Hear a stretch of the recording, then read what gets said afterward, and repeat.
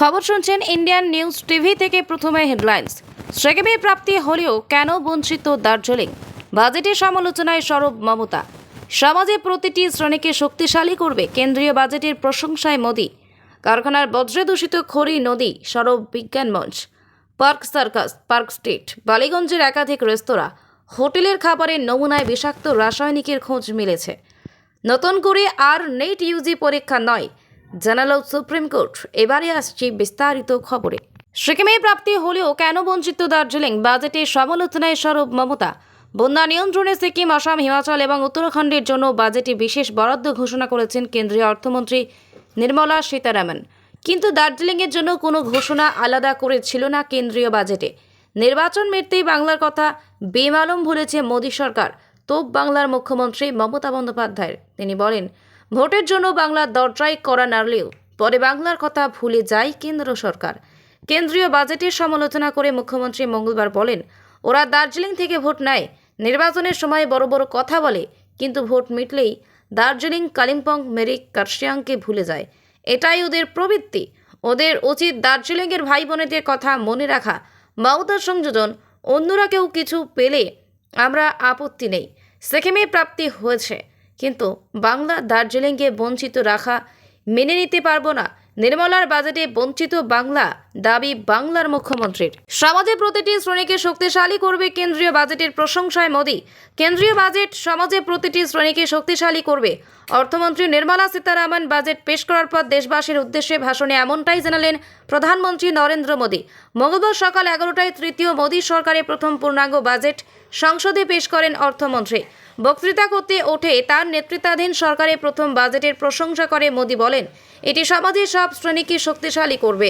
এই বাজেট দেশের গরিব মানুষ, গ্রাম এবং কৃষককে উন্নতির পথে নিয়ে যাবে।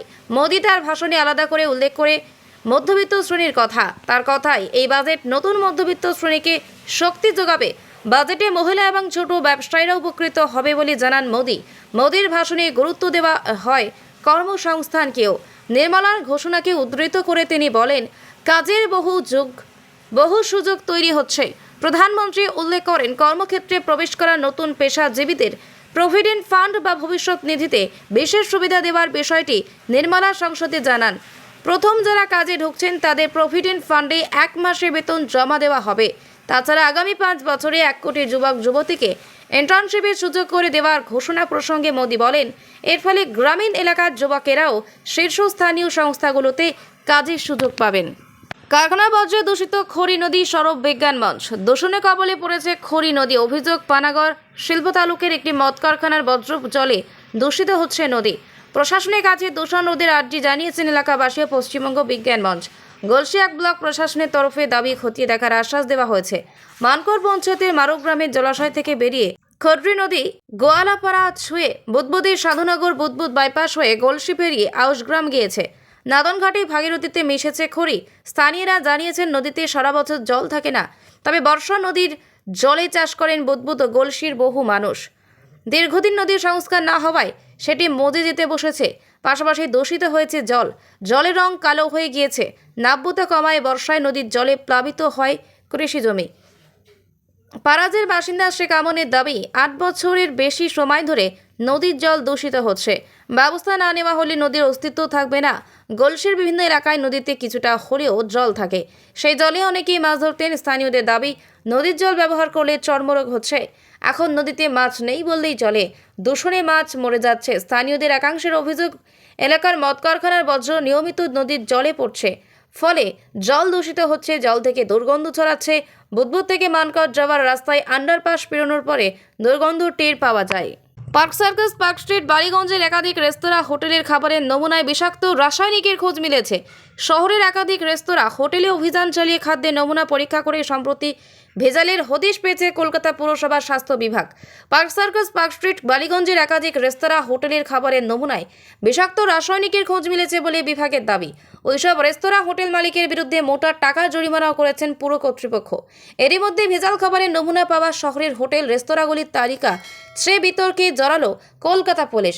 পৌরসভা সূত্রে খবর, গত সপ্তাহে লালবাজারে 5 সেকশন থেকে এক সাব ইন্সপেক্টর কলকাতা পুরসভা মুখ্য স্বাস্থ্য আধিকারিকের সঙ্গে দেখা করতে গিয়েছিলেন। তবে তিনি কথা বলেন পুরস্বাস্থ্য বিভাগের ফুড সেলের ডেজিগনেটেড অফিসারের সঙ্গে। ওই পুলিশ আধিকারিক প্রথমে মৌখিকভাবে সংশ্লিষ্ট অফিসারকে জানান, সম্প্রতি যেসব হোটেল ও রেস্তোরাঁয় খাবারের নমুনা পরীক্ষা করে পুরসভা ভেজালের হদিশ দিয়ে পেয়েছে, সেই তালিকা চেয়েছেন লালবাজার ঊর্ধ্বতন কর্তৃপক্ষ। বিস্মিত স্বাস্থ্য আধিকারিক জানান, এর জন্য লিখিত আবেদন করতে হবে। সেই মতো পুলিশের তরফে সেদিন বিকেলে লালবাজারে 5 সেকশনের ওসির থেকে লিখিত আবেদন এনে পুরো মুখ্য স্বাস্থ্য আধিকারিক সুব্রত রায়চৌধুরীর কাছে জমা দেওয়া হয়। নিয়ম অনুযায়ী কোনো খাবারের দোকান, রেস্তোরাঁ বা হোটেলের জন্য পুরসভা, দমকল সহ বিভিন্ন সরকারি দফতরের লাইসেন্স লাগে।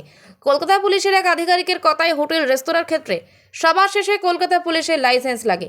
প্রতি বছর সেই লাইসেন্স নবীকরণ করতে হয়। পুরসভা শহরের রেস্তোরাঁ, হোটেলে অভিযান চালিয়ে খাবারে ভেজাল পেয়েছে। তাই নাগরিক স্বার্থে ওই সব রেস্তোরাঁ, হোটেলকে সতর্ক করতেই কলকাতা পুলিশ পুরসভার কাছে তালিকা চেয়েছে। নতুন করে আর নিট ইউজি পরীক্ষা নয়, জানালো সুপ্রিম কোর্ট। সর্বভারতীয় ডাক্তারি প্রবেশিকা পরীক্ষা নিট ইউজি 2024 সালে পরীক্ষা পুরোপুরি বাতিলের আবেদন খারিজ করে দিল সুপ্রিম কোর্ট। মঙ্গলবার প্রধান বিচারপতি ডিওয়াই চন্দ্রচূড়ের নেতৃত্বাধীন বেঞ্চ এই সংক্রান্ত নির্দেশ ঘোষণা করতে গিয়ে বলেছে, রেকর্ডে থাকা নথিগুলি প্রশ্নপত্রের পদ্ধতিগত ফাঁসের ইঙ্গিত দেয় না। তবে সেই সঙ্গে গত 5 মে নিট ইউজি পরীক্ষায় কিছু অনিয়ম ঘটেছে বলেও মনে নিয়েছে শীর্ষ আদালত। তবে প্রধান বিচারপতি বেঞ্চের মতে, পরীক্ষা পরিচালনায় সামগ্রিকভাবে পদ্ধতিগত লঙ্ঘন হয়েছে বলে যে অভিযোগ উঠছে, বর্তমান পরিস্থিতিতে পাওয়া নথি বিশ্লেষণ করে তার প্রমাণিত হচ্ছে না। প্রসঙ্গত, মামলা তদন্তকারী সংস্থা সিবিআই আগে সুপ্রিম কোর্টকে জানিয়েছিল, গত 5 মে প্রশ্নপত্র ফাঁস হয়েছিল ঝাড়খণ্ডের হাজারিবাগে। সেই ফাঁস হওয়া প্রশ্নপত্র পাটনায় পাঠানো হয়েছিল। তবে সেই ফাঁস স্থানীয় স্তরে হয়েছে দাবি করে পরীক্ষা বাতিলের দাবির বিরোধিতা করেছিল সিবিআই। সোমবার এই মামলার শুনানিতে কেন্দ্রের অস্বস্তি বাড়িয়ে আইআইটির বিশেষজ্ঞদের রিপোর্ট জানিয়েছিল, পদার্থবিদ্যার একটি প্রশ্নের ক্ষেত্রে দুটির মধ্যে 2 এবং 4 নম্বর বিকল্প একটিতে ঠিক দেওয়া পরীক্ষার্থীরা নম্বর পেলেও 4 নম্বর বিকল্পটি সঠিক উত্তর বলে বিবেচিত হওয়ার কথা। তাই যারা 2 নম্বর বিকল্পটি বেছে নিয়েছেন তাদের পূর্ণ নম্বর পাওয়ার কথা নয়। খবর শেষ হলো।